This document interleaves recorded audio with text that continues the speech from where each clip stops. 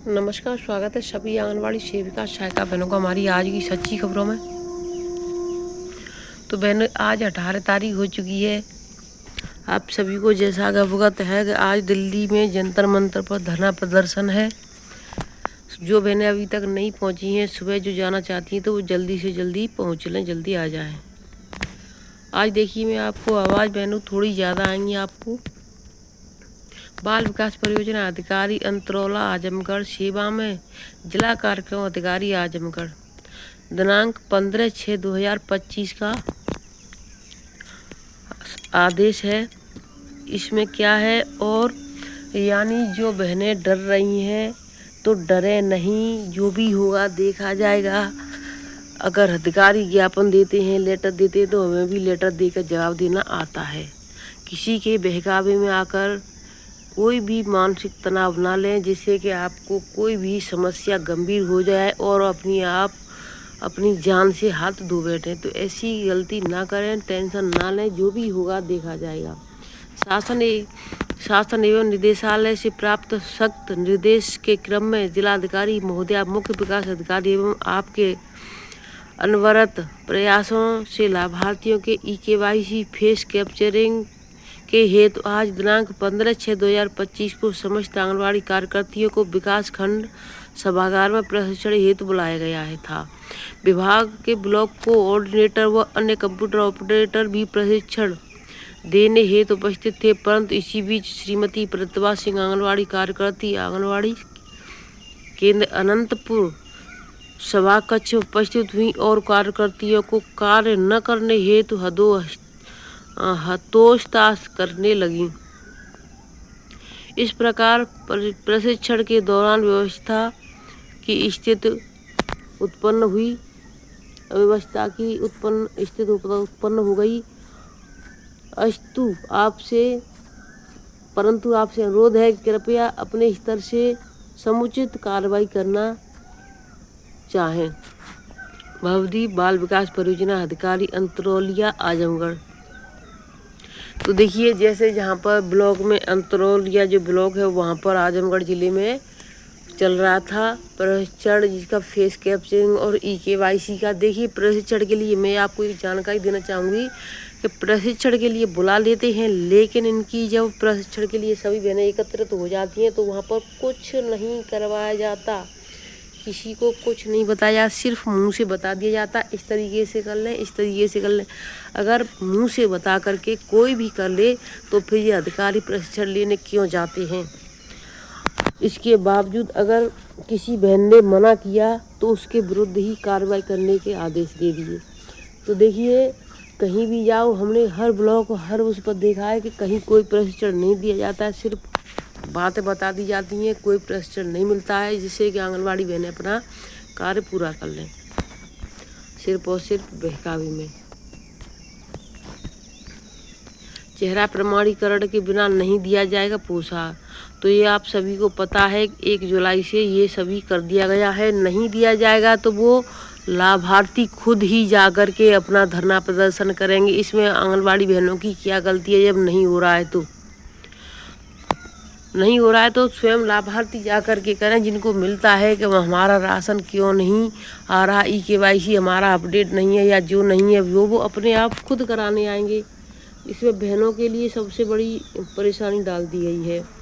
बाल विकास परियोजना द्वारा विभाग संचालित आंगनवाड़ी केंद्रों पर पंजीकृत लाभार्थियों की EKYC एवं चेहरा प्रमाणीकरण फेशियल रिकग्निशन के बिना पोषाहार नहीं दिया जाएगा। शासन द्वारा निर्देश के क्रम में विकास खंड के संचालित सभी केंद्रों पर अभियान चलाकर गर्भवती महिलाओं, धात्री माताओं एवं 6 वर्ष तक के बच्चों का EKYC एवं चेहरा प्रमाणीकरण का कार्य कैंप लगाकर आंगनवाड़ी कार्यकर्तियों की ओर से किया जा रहा है। अब बिना आधार वेरिफिकेशन EKYC चेहरा प्रमाणीकरण के आंगनवाड़ी केंद्रों पर बाल पोषाहार नहीं मिलेगा।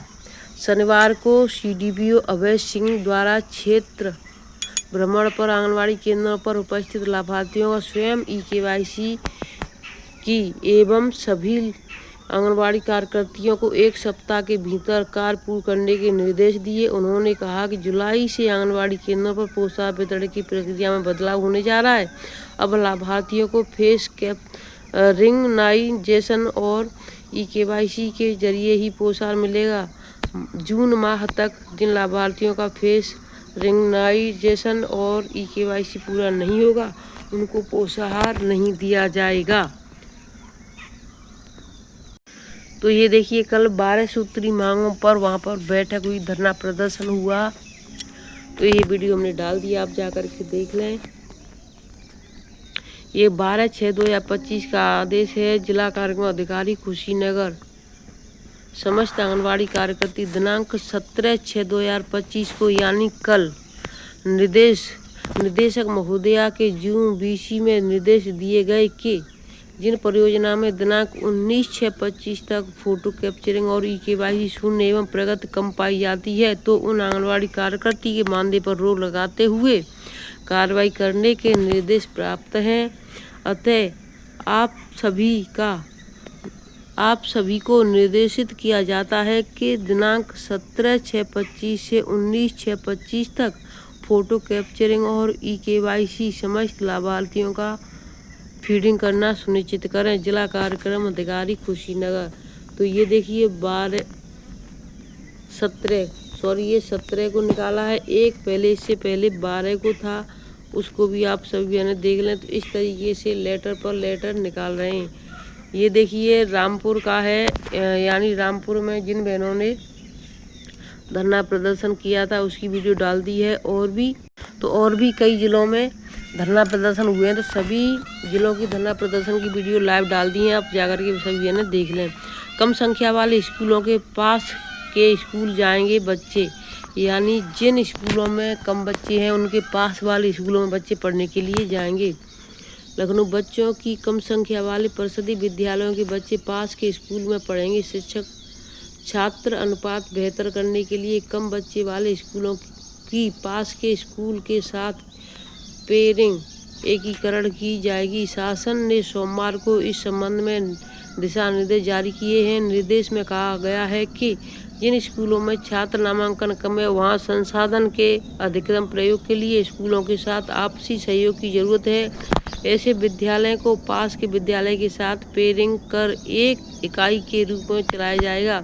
वैसे शिक्षा विभाग के अपर सचिव दीपक कुमार ने सभी DM को भेजे निर्देश में कहा कि कम छात्र नामांकन वाले विद्यालयों को चिन्हित कर डाटा तैयार कराएं, फिर बेहतर सुविधाएं व संसाधन वाले पास के स्कूलों के साथ मैपिंग की जाए। खंड शिक्षा अधिकारी ऐसे विद्यालयों का भ्रमण कर पेयरिंग प्रस्तावित BSA को देंगे। उन्होंने कहा कि BSA DM व CDO को इससे अवगत कराएंगे। अंतर विभागीय समन्वय से सुझाव लेकर विद्यालय में पेयरिंग की कार्रवाई करेंगे। शिक्षकों के बीच कार्य व दायित्व निर्धारण, विद्यालय की समय सारणी, कक्षा आवंटन का विद्यालय का संचालन सुनिश्चित कराएंगे। साथ ही BSA कार्यालय में इससे जुड़ी शिकायतें व उसके निस्तारण के लिए एक सेल भी बनाया जाएगा। कम संख्या वाले स्कूलों में चलेगी बाल वाटिका। दीपक कुमार ने स्पष्ट किया कि पेयरिंग के बाद खाली स्कूल बंद नहीं होंगे। नई शिक्षा नीति में पूर्व प्राइमरी शिक्षा पर जोर दिया गया है। ऐसे में 3 से 6 साल के बच्चों के लिए एक आंगनबाड़ी केंद्रों को बाल वाटिका घोषित किया गया है। इसलिए संसाधनों के अधिकतम प्रयोग के दृष्टिगत शेष विद्यालयों का प्रयोग बाल वाटिका के रूप में किया जाएगा। इनको पास के प्राथमिक विद्यालय का भाग माना जाएगा।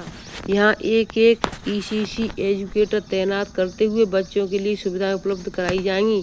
तो देखिए ये है सरकार की मंशा, यानी स्कूलों में बच्चे कम हैं उनको तो यानी दूसरे स्कूल में बच्चों को भेज दिया जाएगा, लेकिन वो स्कूल बंद नहीं होगा, उसमें आंगनबाड़ी केंद्र चलते हैं। तो उनके लिए बाल वाटिका तैयार की गई है। उसमें बाल वाटिका और जो एजुकेटर लगाए गए हैं 3 से 6 वर्ष के बच्चों के लिए पढ़ाने के लिए, वो आएंगे यहाँ पर।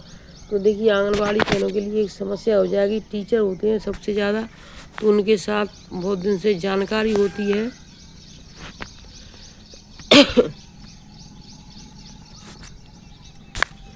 कहीं 50 तो कहीं 20 छात्र आधा। शासन ने पेयरिंग के लिए छात्र संख्या निर्धारित की है। ऐसे में BSA अलग अलग संख्या को आधार बना रहे हैं।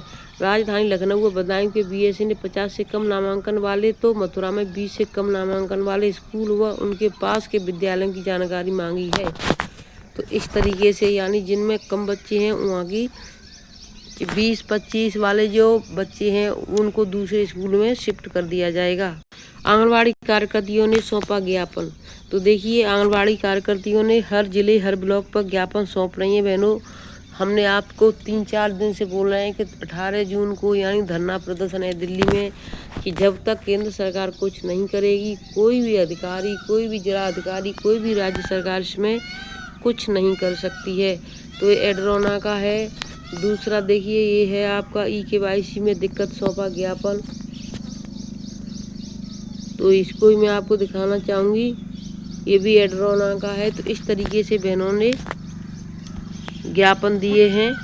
ये देखिए 16/6/2025 का है। माननीय मुख्यमंत्री जी उत्तर प्रदेश सरकार द्वारा आंगनवाड़ी केंद्र में पूर्ण रूप से मोबाइल न होने के बावजूद EKYC एवं फेस कैप्चरिंग कराए जाने में आ रही समस्या का निराकरण न होने व विभाग द्वारा किए जा रहे शोषण और उत्पीड़न के विरुद्ध दिनांक 20/6/25 को प्रदेश के सभी जनपदों में जिला अधिकारी महोदया के माध्यम से माननीय मुख्यमंत्री को संबोधित कार्य बहिष्कार से संबंधित ज्ञापन दिए जाने के संबंध में, यानी कार्य बहिष्कार किया जाएगा। कब किया जाएगा? 20 जून को।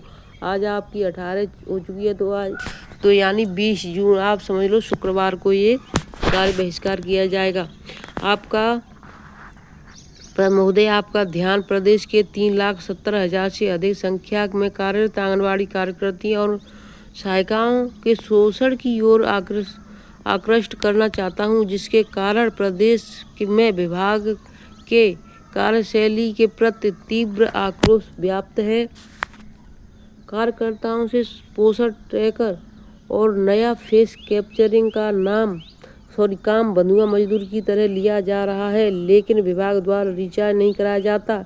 अपने अल्पतम मानदेय में से इन्हें सरकारी मोबाइल रिचार्ज करना पड़ रहा है। फेस कैप्चरिंग 4G प्रक्रिया है। परिवार में निर्णय लेना पड़ता है परिवार में से किसका फेस लिया जाए किसको, क्योंकि राशन उसी व्यक्ति को मिलेगा। इसके अलावा इसे आधार से लिंक किया जा रहा है, जबकि माननीय सुप्रीम कोर्ट द्वारा कहा जा चुका है मात्र आधार न होने से किसी को सरकारी योजना के लाभ से वंचित नहीं किया जा सकता। इसके अतिरिक्त 2018 में गवर्नर ने दिए सभी मोबाइल एक्सपायर्ड हो चुके हैं। इससे कार्यकर्तियों को अपने जेब में से स्मार्टफोन खरीदकर सरकारी ऐप डाउनलोड करके सारा काम करना पड़ रहा है। होम कुक्ड मील बनाने के लिए गैस सिलेंडर भरने का कोई पैसा विभाग नहीं दे रहा और नौनिहालों के हित में मांगने पर नौकरी से निकालने और डराने का प्रयास किया जा रहा है। स्वयं सहायता समूह द्वारा समय से राशन नहीं देने और काट कर देने पर उनका कोई उत्तरदायित्व तो नहीं निर्धारित किया जाता और न ही विभाग के अधिकारियों को कोई अधिकार मिला है कि कोई कार्रवाई करें, बल्कि उन्हें विभाग से बजट मिल रहा है। कार्रवाई आंगनवाड़ी के हिस्से में और बजट SHG और प्रधान के हिस्से में है। इस प्रकार की स्थिति और फेस कैप्चरिंग के अनुचित दबाव और कार्य के निर्धारित घंटे से कहीं अधिक रात तक काम करने के कारण कार्यकर्ती और सहायिकाओं को तीव्र आक्रोश है। हाई कोर्ट के स्पष्ट आदेश के बाद भी रिटायरमेंट पर न ग्रेजुएटी दी जा रही है, जबकि आदेश पर किसी स्तर पर कोई रोक नहीं है। सुप्रीम कोर्ट द्वारा आंगनवाड़ी को सरकार का अभिन्न अंग बताने के बाद भी इन्हें